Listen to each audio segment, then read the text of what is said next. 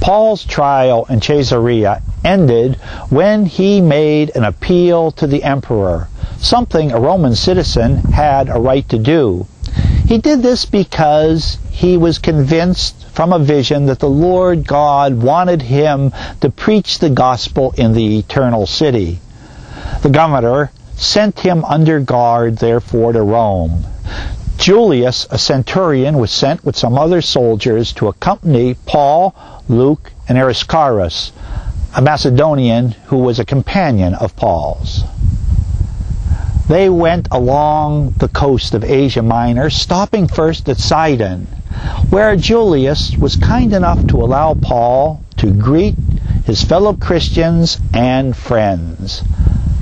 After that, they moved along the coast of Asia Minor up across the southern part of Turkey, coming to the port of Myra, where they had to change ships. They found a large Alexandrian grain ship that would carry 276 people on this fateful journey. The journey started off well enough, but soon wayward winds began to kick up. The waves grew more and more. They struggled to navigate. Finally, with great difficulty, they came to Southern Creek, where they ported at Fairhaven. It was a small port, not large at all, but it was safe. Paul, who had been shipwrecked a number of times before, we know this from the letter to the Corinthians, advised that they stay there for the entire winter because sailing would become more and more difficult. Julius, the centurion, however, and the owner of the ship decided, no, that would not be wise. They were anxious to get to Rome. They wanted to port for the winter in a better place, Phoenix, only about 50 or 60 miles further along the coast of Crete. Unfortunately, they never made it. The day after they left port, a huge nor'easter kicked up. They struggled for 14 days against the waves and the storm. They were afraid that they were going to be driven on the rocks in northern Africa. The sailors didn't know where they were. They couldn't see the stars or the sun. All thought they were going to die for certain.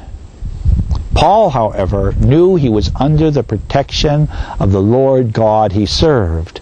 And he had a vision telling him that all on board would be saved, although the ship would be lost. And he encouraged his fellow passengers with these words. Finally, they noticed they were getting near land. They took soundings, and the water was becoming more and more shallow. The sailors at that point decided to abandon ship, but Paul and Julius would not let them. The sailors brought the boat into a harbor, but ran upon the shoals. The ship began to break up. Everyone swam ashore safely, just as Paul had predicted. They found out the island was Malta. The Maltese greeted them all warmly, built fires to help them dry out. And Paul, while helping to build one of the fires, was bitten by a snake. They thought he was going to die, but much to their amazement, he lived.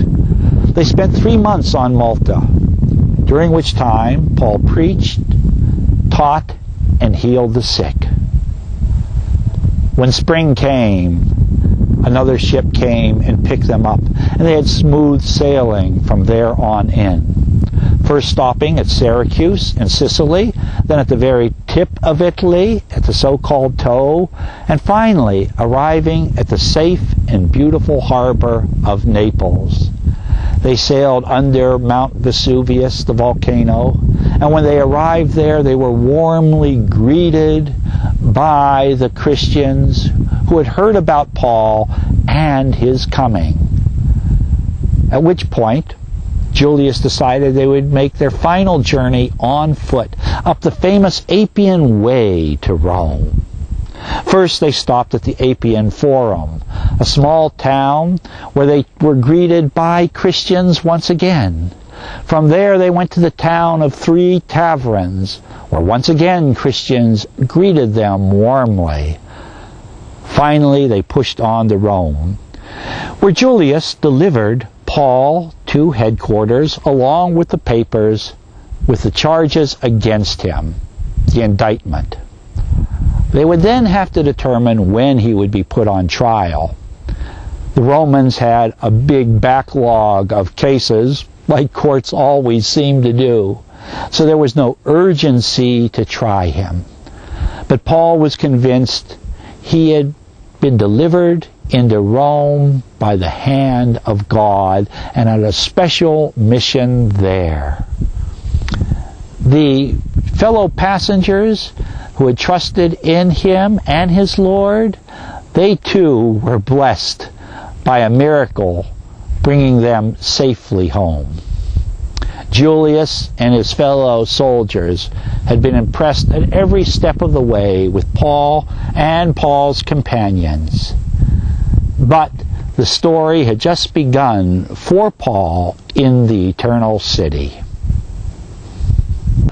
We're here at San Paolo alla Regula, an ancient church built on the spot where St. Paul, according to ancient tradition, rented his first home when he arrived in Rome as a prisoner.